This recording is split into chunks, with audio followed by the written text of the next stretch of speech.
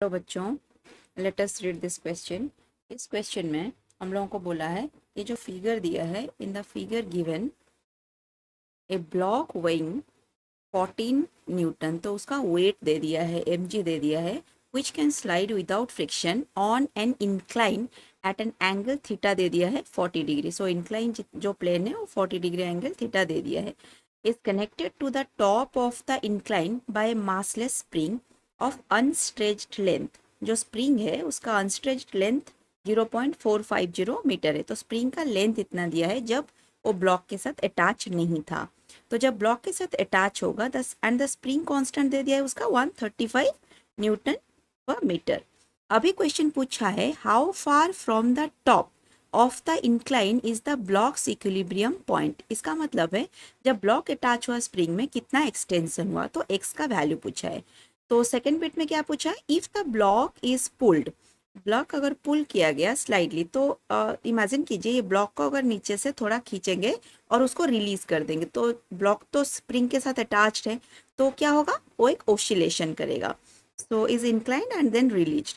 जैसे कि मतलब एक स्प्रिंग को जिसे आप कॉम्प्रेस करते हो, रिलीज करते हो, so same kind of block को अगर आप पुल किए downward and then you release, then what happen, due to the spring it will oscillate, it is attached with the spring. So what is the period of this resulting oscillation? So आप पुल करके release करने से जो oscillation होगा उसका period कितना है पूछ रहा है। ठीक है, तो अभी हम देख लेते हैं यहाँ कौन सा की पॉइंट और की कॉन्सेप्ट यूज हो रहा है।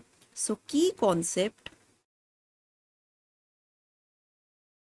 Is simple harmonic motion of oscillating spring.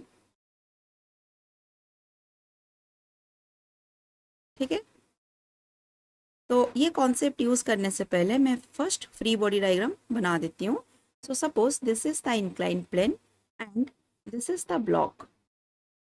Okay, so if this is the block and this inclined plane is with angle theta that is given 40 degree. ठीक है, तो ये जो ब्लॉक है इसका वेट डाउनवर्ड लग रही है, तो ये ब्लॉक का वेट mg डाउनवर्ड लग रही है, तो इसका component this will be mg cos theta and this will be mg sin theta, isn't it?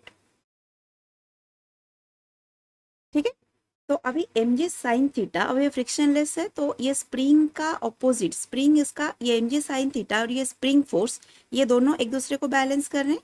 तो दिस इज kx।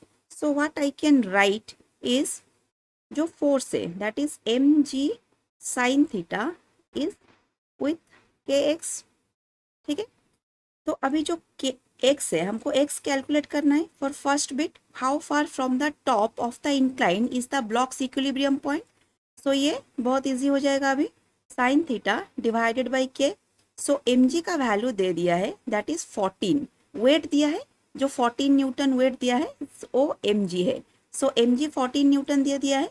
अभी हम लोग साइन 40 यहाँ वैल्यू पुट कर देंगे और k का वैल्यू जो स्प्रिंग कांस्टेंट है वो दे दिया है 135 न्यूटन पर मीटर। अब इसको सॉल्व करने से हमें आंसर मिलेगी जो कि x का वैल्यू होगा। तो इसको मैं अभी सॉल्व करूंगी। So 114 newton, so 14 multiplied with sine 40। Sine 40 का जो वैल्यू है, साइन 40 का वैल्यू आ रही है 0.642 डिवाइडेड बाय 135। अब इसको सॉल्व करने से मुझे आंसर मिलेगी 14 मल्टीप्लाइड विथ 0.642। तो अगर मैं इसको सॉल्व कर रही हूँ तो मुझे आंसर मिल रही है 0.0666 मीटर। ओके, सो ये हो गया मेरा एक्सटेंशन। तो अभी फर्स्ट बिट का आंसर मुझे मिल गया कि how far from the top of the incline is the block's equilibrium point. अब ये आंसर मुझे मिल गया। अभी मैं बिट बी का देखती हूँ। बिट बी में अभी क्या पूछा है, if the block is pulled slightly. Block अगर स्लाइडली पुल किया गया, in pulled slightly down the incline and released. तो अभी ब्लॉक को नीचे खींच के अब रिलीज कर रहे हैं, तो अभी टाइम पीरियड पूछा है, तो time period is the formula is 2 pi root over of m by k। So mass तो आपको गिवन नहीं है, बट आपको mg गिवन है। mg is 14 newton. So mass will be 14 divided by, अगर मैं g को 10 लेती हूँ so that will be 1.4 kg। ठीक है, तो अभी अगर मैं इसमें पुट कर दूंगी दैट इज 1.4। अभी k का वैल्यू 135 जो कि क्वेश्चन में दे दिया है। सो अब इसको सॉल्व करने से मुझे आंसर मिलेगी 0.639 सेकेंड। सो ये है आंसर फॉर बिट बी, ये है answer for bit A. Hope you understood this question. Thank you.